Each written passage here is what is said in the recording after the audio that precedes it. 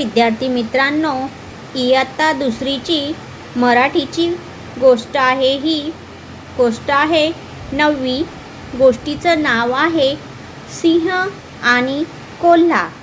पान नंबर आहे 24. तर या ठिकाणी त्यांनी आपल्याला काही पॉईंट्स दिलेले आहेत, त्यावरून आपण गोष्ट तयार करणार आहोत. तर हे जे काही पॉईंट्स दिलेले आहेत ते पॉईंट्स आपण रीडिंग करूया आणि त्याच्यावरून मी तुम्हाला गोष्ट सांगेन.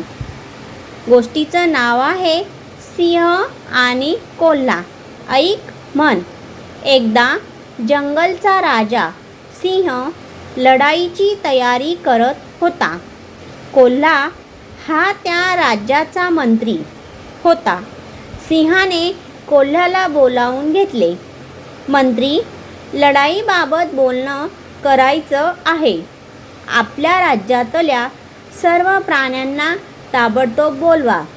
महाराज, एक प्रश्न विचारू का? विचारा. पुढे आहे, गाढव आहे मठ्ठ आणि ससा आहे भित्रा. त्यांना कशाला बोलवायचं महाराज? गाढवाचा आवाज दूरवर ऐकायला जाणारा आहे. तो लढाईच्या वेळी रणशिंग फुंकेल. ससा चपळ आहे.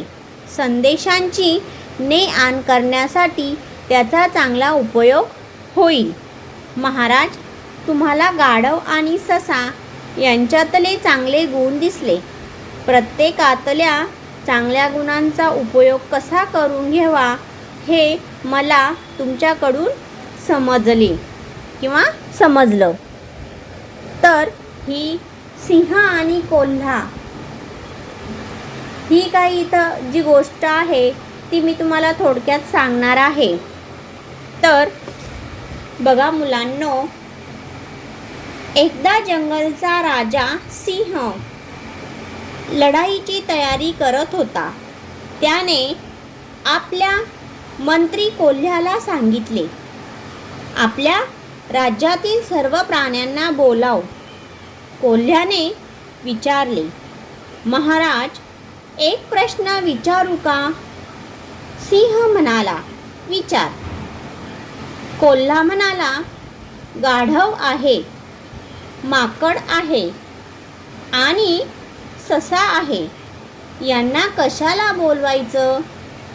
सिंह हसून म्हणाला, गाढवाचा आवाज दूरपर्यंत ऐकू जातो. लढाईच्या वेळी ते रणशिंग फुंकण्याचे काम करेल. ससा खूप चपळ आहे. तो संदेश ने-आण करण्यासाठी उपयोगी पडेल. हे ऐकून कोल्हा म्हणाला, महाराज, मला समजले. प्रत्येकामध्ये काही ना काही चांगले गुण असतात. त्या गुणांचा योग्य असा उपयोग केला तर प्रत्येकजण महत्त्वाचाच ठरतो. सिंह आनंदाने म्हणाला, अगदी बरोबर. तर या गोष्टीवरून आपल्याला असं तात्पर्य मिळतं की प्रत्येक व्यक्तीमध्ये काही ना काही चांगले गुण असतात. त्या गुणांचा आदर करून योग्य उपयोग केला पाहिजे. तर या ठिकाणी सिंह आणि कोल्हा ही गोष्ट आपण थोडक्यात समजावून घेतलेली आहे.